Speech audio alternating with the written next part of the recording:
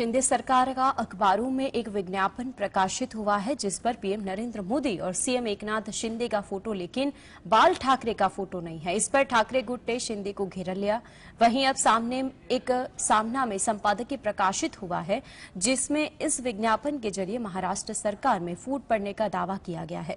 देखते रिपोर्ट अंदर की बात में।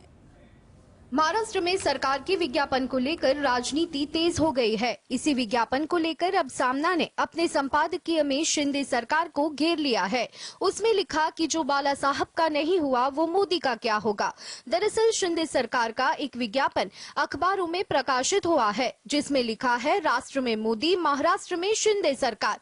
इस विज्ञापन में ऊपर शिवसेना का चुनाव चिन्ह तीर कमान भी है। इसमें पीएम मोदी और सीएम शिंदे की तस्वीर है, लेकिन शिवसेना संस्थापक दिवंगत बाला साहेब ठाकरे की कोई तस्वीर नहीं है, जबकि शिंदे हमेशा से उन्हें अपना प्रेरणा स्रोत मानते हैं। सामना ने अपने संपादकीय में लिखा, महाराष्ट्र की फडणवीस शिंदे सरकार गजब की विज्ञापनबाज सरकार है। खुलासा हुआ है कि अब तक इस सरकार ने खुद के विज्ञापन के लिए 786 करोड़ रुपए सरकारी खजाने से खर्च कर दिया है। खर्च किया इसकी बजाय कहना चाहिए कि विज्ञापनबाजी पर जनता का पैसा बर्बाद किया गया है। देश में मोदी और महाराष्ट्र में शिंदे को लोकप्रिय ठहराने वाली विज्ञापनबाजी से भाजपा वालों का चेहरा महाराष्ट्र में मुरझा गया है। एक साल पहले देश में नरेंद्र और महाराष्ट्र में देवेंद्र का प्रचार चल रहा था। उस प्रचार को इस विज्ञापन ने खत्म कर दिया है। Bureau report, GSTV। चुनाव को लेकर कांग्रेस स्थानीय नेताओं की मांग है कि प्रियंका गांधी राज्य की मेडक लोकसभा सीट से चुनाव लड़े। क्या है सीट प्रियंका गांधी के लिए करिश्मा कर सकती है? यदि हां, तो आखिरकार कैसे? आइए देखते इस रिपोर्ट में।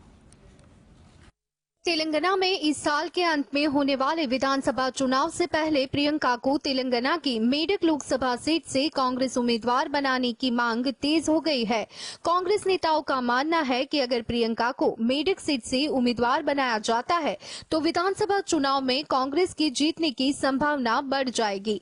हाल ही में तेलंगाना में कांग्रेस के दो दिग्गज नेताओं मल्लू भाटी विक्रमार्थ और कोमाती रेड्डी वैकेंट रेड्डी ने मतभेदों को भुलाकर तेलंगाना में कांग्रेस को जिताने का वादा किया है।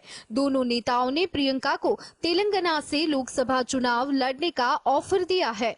वर्ष 1980 में जब आंध्र प्रदेश एकजुट हुआ, इंदिरा गांधी ने मेडक सीट से जीत हासिल की और कांग्रेस सत्ता में लौट आई।